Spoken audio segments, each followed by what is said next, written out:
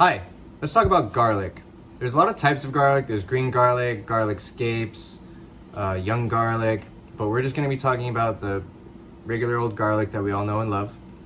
And then let's talk about the magic question, how do you peel garlic quickly?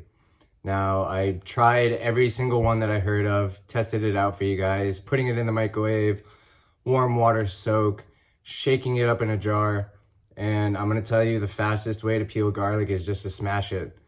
If you're trying to keep the clove intact, putting it in a jar and doing the shake method, it'll take the skins off after about 10 minutes. But if you just put it in the jar and shake it up for a couple minutes and then just peel the skin off with your knife, that's probably the most effective. The first thing I'm going to show you is triple blanched garlic. And the aim of this is to pull out the bitterness from the garlic. For those who don't like really raw, pungent garlic flavor, this is a perfect method for you. So you're just gonna get in a pot and start with cold water. This part's important. Stove, bring it up to a boil, and the second it comes to a boil, you're gonna pour off the water and start with fresh, cold water. And we're gonna do this 3 times. Okay, the second the water starts to bubble like this, we're gonna pull it, pour out the water, fresh, cold water. And then after the 3rd time, just cover it once more with cold water to cool it down. All right, now that the blanched garlic is cooled down, this is what I do with it. So I'll just take it and I'll slice it. And I'll use this to saute vegetables that are really quick cook, like let's say blanched broccoli or something like that are really fast and you don't want to risk having undercooked garlic. Or if you just don't like the taste of raw garlic, you can just substitute this in your recipe and it'll be a lot more mellow. All right, the next one is going to be garlic confit. So that is garlic that is cooked really low and slow in oil. So it's going to taste very, very sweet, like slow cooked garlic. It doesn't really taste very roasty, but it's absolutely delicious. And you get oil as a side product that you can use to cook or fry in. And we're gonna cover it with a neutral oil. You can use olive oil if that's the flavor profile that you're going for. I like using neutral oil because it leaves it a pure garlic flavor. And then we're gonna cook this at 250 degrees. If you have a thermometer, use that to check the temperature. Alternatively, you can set your oven at 250 degrees, wrap your pot, throw this in the oven for about 2 hours. Now the garlic should be bubbling gently. If it looks like it's frying, it's too hot. Just turn it down. All right, after 2 hours, this is what your garlic confit is gonna look like. It's gonna be really soft. It's gonna be a little bit golden brown, tender, delicious. And this oil is really flavorful too. You can cook your vegetables in that. You can cook your pastas with it. Don't waste that. Don't throw it away. It's like liquid gold. So what you can use your garlic confit for is you can put it on top of your meat, like your steak, chicken, or pork. You can smash it up really fine, put it into a butter. Just use your imagination. Anywhere that you want garlic flavor, this is going to be great. And this lasts for up to 2 weeks. The longer that it sits in the oil, the better the flavor is going to be. Okay, the next one is roasted garlic. Pretty straightforward, just like the name implies. Take garlic, throw it in the oven. I'm going to show you a little trick to how to peel it though. Okay, for roasted garlic, all you have to do is cut the top off, just like that. Just drizzle with some oil, get it onto a sheet tray with a rack, and we're gonna go into a 400-degree oven. All right, after 40 minutes, the roasted garlic is out of the oven, and if it pops out like this, it's fine. It's totally edible. Just let it cool down, and then I'll show you how to handle it. And then once the roasted garlic is cool enough to handle, you can just peel the garlic cloves apart like this, and then the garlic will just pop right out. And if you're having some kind of trouble with it, you can grab scraper, and then you just start it whichever end is open, and you just push it out, and the garlic will come right out like that. All right, we're gonna ferment garlic in honey. Keep in mind when you start, this is really easy, it's really straightforward, and you don't even need a recipe. I'm just gonna show you how to do it. But not all honey is the same. In fact, a lot of the honey that you buy from the grocery store isn't even honey. It's just sugar syrup with coloring and flavorings. So you're gonna wanna make sure that you buy raw, unfiltered honey because you need the natural bacteria in honey to get this going. Okay, I've got my garlic here that I wanna ferment, and then I've got my garlic. I'm just gonna give it a quick whack. I'm not trying to crush it, I'm just trying to break it open a little bit so it releases some of its natural flavor into the honey. This step is optional, you don't have to. I'm just gonna take everything into a jar, and then I'm just gonna cover it with honey. All right, I've got my honey in the jar. And before you close it, just make sure you wipe the rim and get any crap that might make it stick and make it hard for you to open later. And then just go on with your lid. And then I leave it a little bit loose so that some of the gases can escape.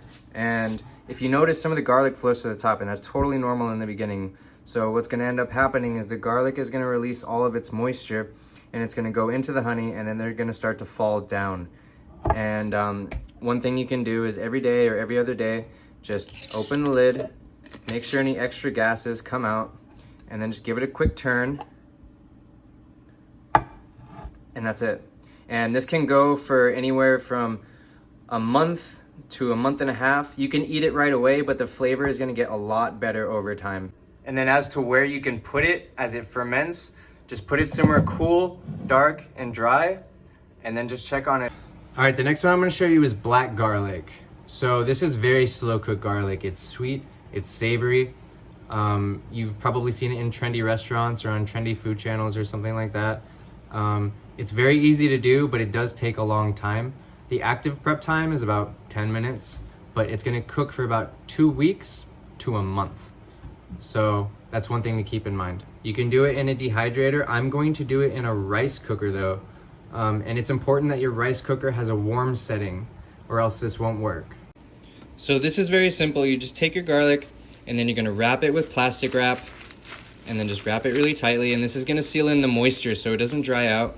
And then take this and we're gonna wrap it in foil. And we're gonna do this twice.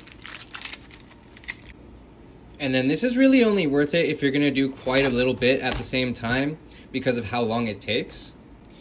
Take the container from your rice cooker, put some foil at the bottom just so the garlic doesn't directly touch the bottom, and then just layer it in. And fair warning, your house is going to smell like garlic. I know a lot of people that do this outside on their patios. If you like the smell of roasted garlic, there you go, there's your incense. And then this is the rice cooker that I use to make all of my garlic. And you have to make sure that it has a warm setting. You don't want it on cook, you just want it on warm.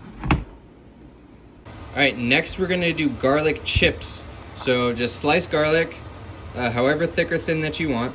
And then we're gonna take some of the garlic oil from the garlic confit and we're gonna fry them in that oil. Okay, so I've got the garlic oil from my garlic confit. You can use olive oil or avocado oil or whatever oil you kind of want. I like doing it in garlic oil because it kind of really reinforces the garlic flavor.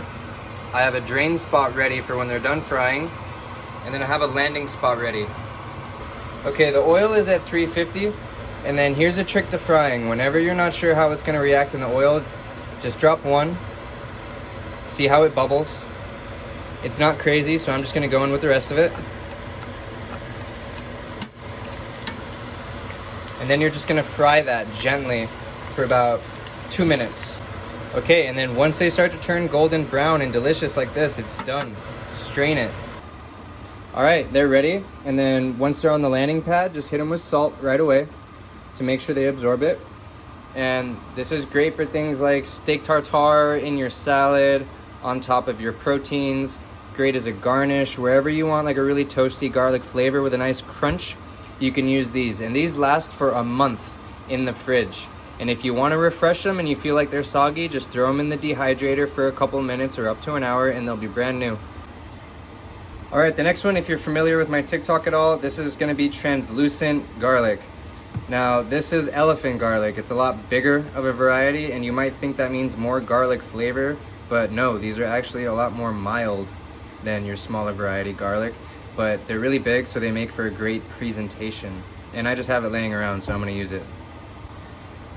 And this is gonna be exactly like the sweet garlic that we did earlier. We're gonna go into a pot and we're gonna start with cold water and we're gonna bring it gently up to a boil and we're gonna do that 3 times. Just like last time, once it gently bubbles, we're gonna strain it and do cold, fresh water. And then after the 3rd time, we're gonna strain it and then we're gonna cool it down in pickling liquid. For a basic pickling liquid, it's gonna be equal parts sugar, water, vinegar, and a pinch of salt. And you're just gonna get it on the stove, bring it up to a boil, and then cool it down.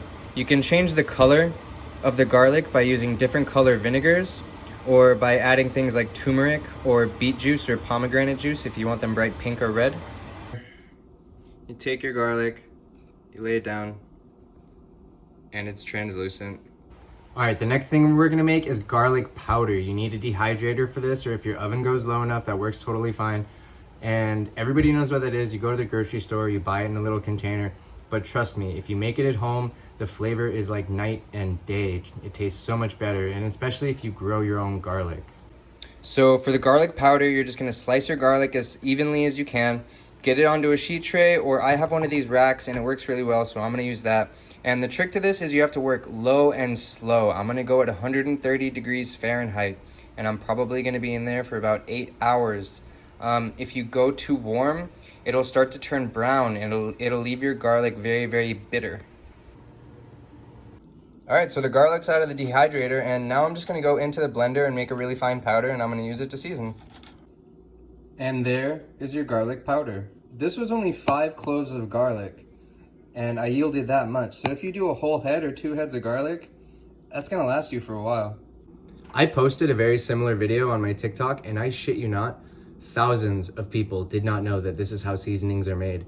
This is how your seasonings are made. It's so simple, it's so easy. Anyone can do it. And a dehydrator is $40 on the internet.